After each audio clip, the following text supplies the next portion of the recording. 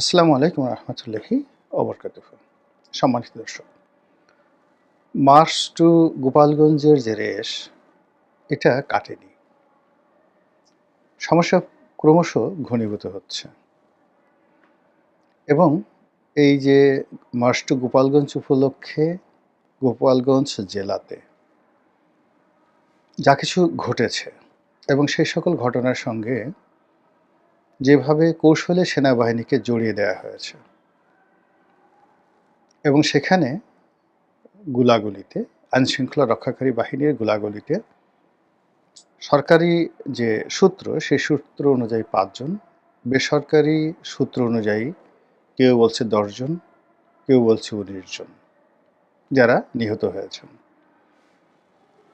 এ পর্যন্ত যাদেরকে মৃত বলে বা নিহত ব্যক্তি বলে চিহ্নিত করা হয়েছে, তাদের বেশিরভাগই নিরীহ সাধারণ জনগণ এবং তারা কেউ এখানে যুদ্ধ করতে এসেছিল, মারামারি করতে এসেছিল, ঢিল ছুঁড়তে এসেছিল, এমন কোনো তথ্য এবং প্রমাণ এখন পর্যন্ত পাওয়া যায়নি। সরকারের যে মদতপুষ্ট রাজনৈতিক দল, যেটিকে কিংস পার্টি বা রাজকীয় পার্টি বলা হয়, সেই এনসিপি, তারা জুলাই বিপ্লব উপলক্ষে বা জুলাই অভ্যুত্থান উপলক্ষে সারা বাংলাদেশে ৬৪টি জেলাতে পদযাত্রা শুরু করেছে। তারই ধারাবাহিকতায় হঠাৎ করে তারা গোপালগঞ্জে যে তাদের পদযাত্রা, সেই পদযাত্রাটিকে তারা মার্চ টু গোপালগঞ্জ, ইংরেজিতে তারা এটিকে রূপান্তরিত করে। ১। ২ নম্বর হলো যে তারা এই যে মার্চ টু গোপালগঞ্জ, এই সিদ্ধান্তটি হঠাৎ করে নেয়। এর কারণ হলো তারা বাংলাদেশের সকল জেলাগুলো যাবে এভাবে বলেছিল, কিন্তু গোপালগঞ্জ যাবে এই ধরনের সিদ্ধান্ত আমরা জানি না।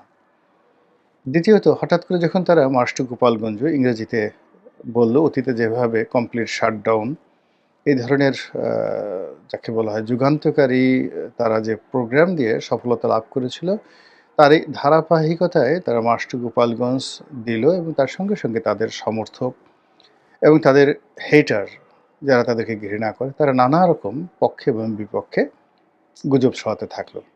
বলা হলো বঙ্গবন্ধুর মাজার ভাঙা হবে, এটা করা হবে, ওটা করা হবে ইত্যাদি, এবং তা নিয়ে একেবারে রীতিমতো গোপালগঞ্জ উত্তাল। যখন এরকম একটা পরিস্থিতি বা পরিবেশ তৈরি হয়, সেখানে সাধারণত অতীতকালে ১৪৪ ধারা জারি করা হয়। এমনকি সরকারি দল, যেমন ধরুন আওয়ামী লীগ এবং বিএনপি, তারা যখন পরস্পর মুখোমুখি অবস্থানে চলে যেত অতীতে এবং পরিস্থিতি যখন দেখা যেত যে স্থানীয় প্রশাসন নিয়ন্ত্রণ করতে পারছে না, তো সেক্ষেত্রে বিএনপির ক্ষমতাকালীন সময়টিতেও দেখা গেল বিএনপি প্রশাসন বা সরকারি প্রশাসন ১৪৪ ধারা জারি করেছে। আবার আওয়ামী লীগের জামানাতে এরকম ঘটনা বহুবার ঘটেছে।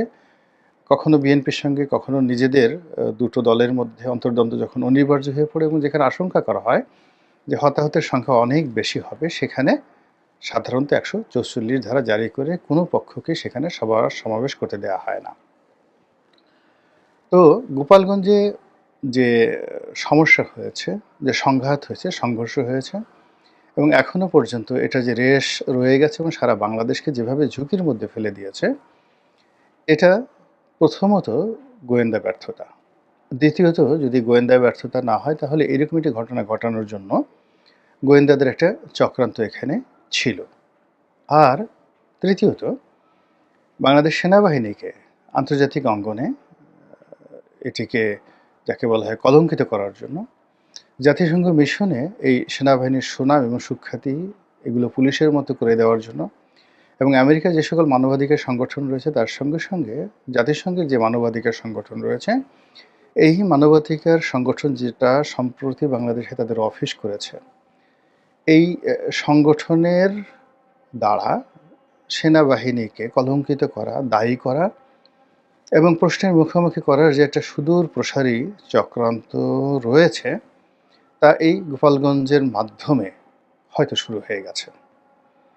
সেনাবাহিনী এটা কীভাবে মোকাবেলা করবে আমি এটা বলতে পারি না। এর কারণ হলো ইতিমধ্যে দুটো অ্যাঙ্গেল থেকে সেনাবাহিনীর বিরুদ্ধে চক্রান্ত হচ্ছে দীর্ঘদিন ধরে।